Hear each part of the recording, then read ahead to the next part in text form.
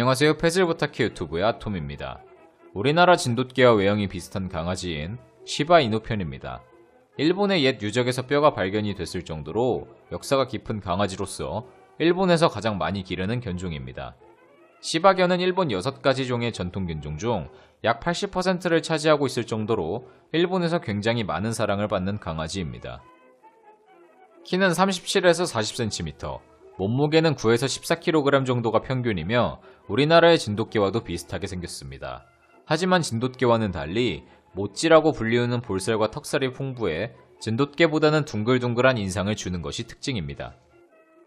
대체로 주인에게는 한없이 온순하지만 자신보다 몸집이 큰 대상에게는 공격적인 성향이 있습니다. 조심성이 많고 귀소 본능이 뛰어나 집을 잘 지켜주기도 하지만 사회화 교육이 충분하지 않을 경우 낯선 대상을 향해 입질을 할 수도 있습니다.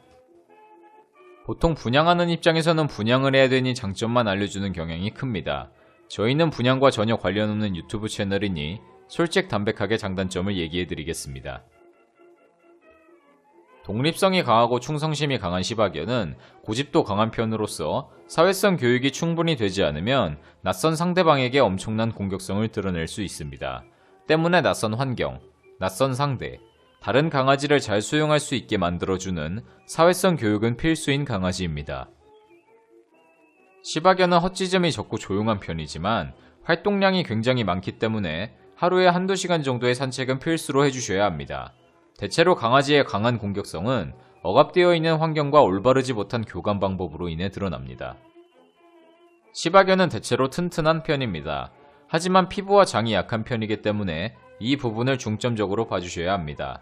또한 치매 발병률도 높으니 생선을 자주 주시는 것도 예방에 도움이 됩니다. 시바견은 이중모의 구조를 지녔기 때문에 털 빠짐이 굉장히 심합니다. 털이 빠짐과 동시에 날리고 털갈이 시기에는 털이 뭉쳐서 집안에 굴러다니는 현상을 보실 수도 있으니 꾸준한 털 관리는 필수인 강아지입니다. 시바견은 조용하며 조심성이 많습니다. 때문에 깊은 유대관계, 신뢰관계가 맺어진다면 보호자분의 마음을 차분하게 이해하는 모습을 보이는 듯한 행동을 하기도 하는 영특한 강아지입니다.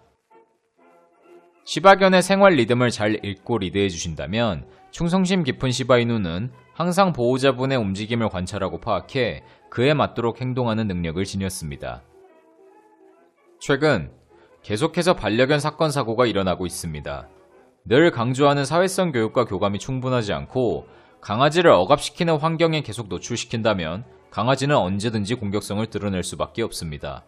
사람도 마찬가지로 어딘가에 계속 묶여있고 이 물건, 환경, 다른 사람이 어떤 것인지 모르고 산다면 낯선 상대방을 향해 적개심을 드러낼 수밖에 없을 것입니다. 정상적인 사람도 낯선 사람을 보면 경계심을 가지기 마련인데 아무것도 교육받지 못하고 스트레스가 많이 쌓여있는 강아지라면 어떨까요? 아마도 저 상대는 굉장히 위험하니까 내가 먼저 물어야겠어 라는 생각을 지닐 것입니다. 아무리 공격성이 강한 견종이라도 교육을 통해 순둥이로 변할 수 있으며 아무리 순둥이라도 계속해서 스트레스를 준다면 공격성이 강해질 수밖에 없을 것입니다. 강아지는 옛날의 인식처럼 더 이상 소유물이 아닙니다. 가족의 한 구성원으로 교육과 교감이 충분하게 존중받아 마땅한 소중한 존재입니다. 강아지에게 정성과 사랑을 드리는 만큼 어떠한 강아지는 분명히 좋은 가족의 일원이 될 것입니다. 여기까지 패즐부탁키 유튜브의 아톰이었습니다.